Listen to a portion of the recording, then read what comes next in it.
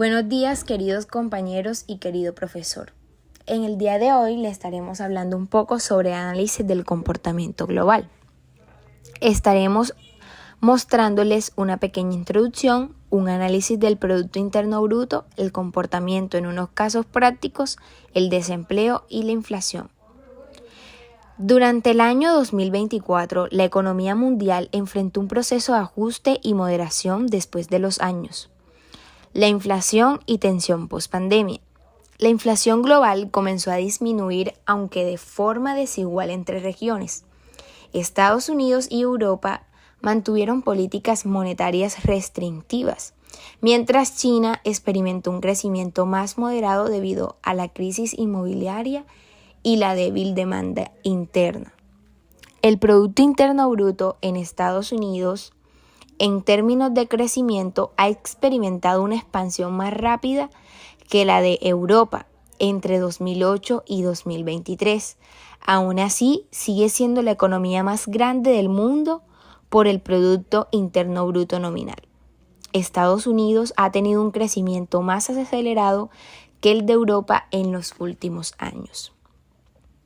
Europa superó a China en tamaño económico total según los datos recientes del FMI de 2025, asegurando su propósito como la segunda economía más grande del mundo.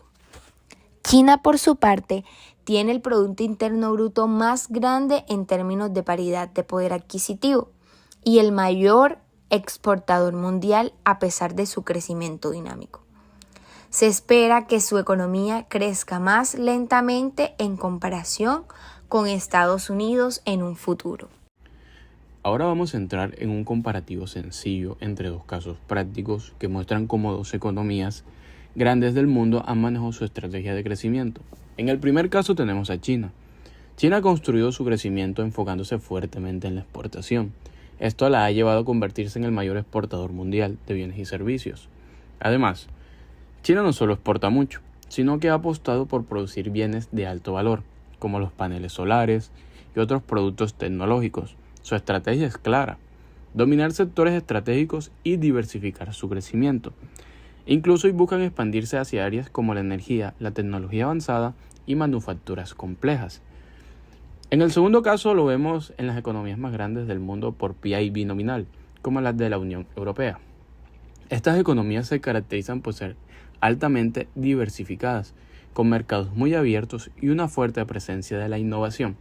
Por ejemplo, una economía integrada con un nivel alto de competitividad, productividad y también un PIB per cápita bastante elevado.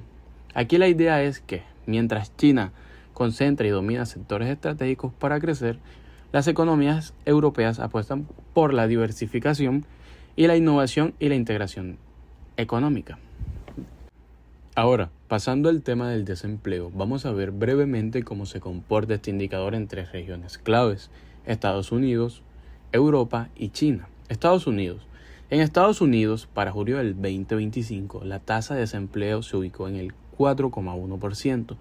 Es una cifra relativamente baja y estable, ya que en el último año ha oscilado entre el 4,0% y el 4,2%. Esto indica un mercado laboral sólido, con poca variación y buena capacidad de absorción de mano de obra. En Europa la situación es un poco más heterogénea. La zona euro registró una tasa de desempleo del 6,3% en el segundo trimestre de 2025. Sin embargo, dentro de Europa hay contrastes fuertes. España es uno de los países con mayor desempleo, con un 10,4%.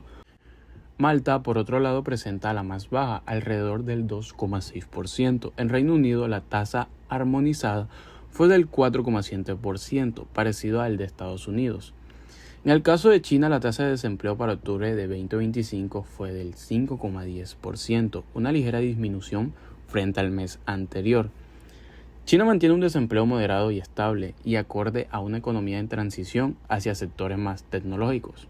En resumen, mientras que los países adoptan estrategias diferentes para su crecimiento, como la exportación estratégica en China o la diversificación e innovación en Europa, estos enfoques también se reflejan en niveles de desempleo.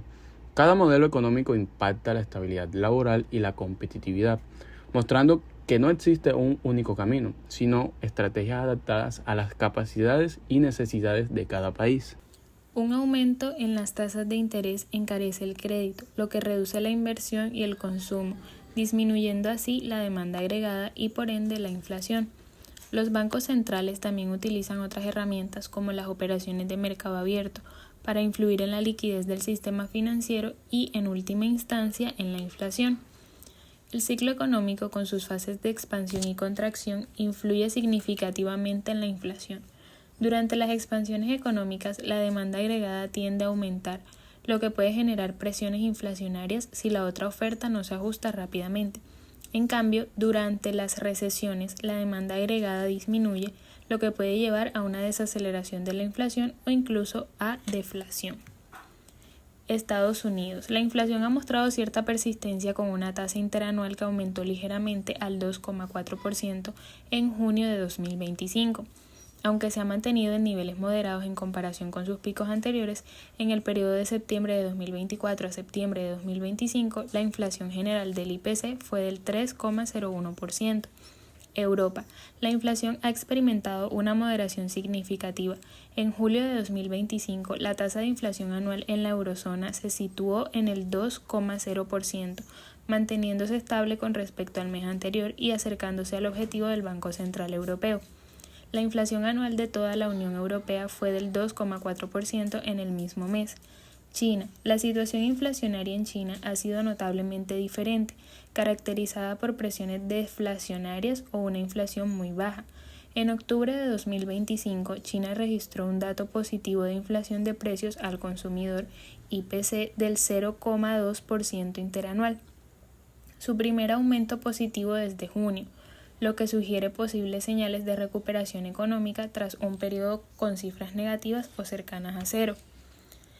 En resumen, el cumplimiento de los objetivos macroeconómicos en materia de inflación depende de una gestión cuidadosa de las políticas fiscales y monetarias, un seguimiento riguroso de los indicadores económicos clave y una comprensión profunda del ciclo económico.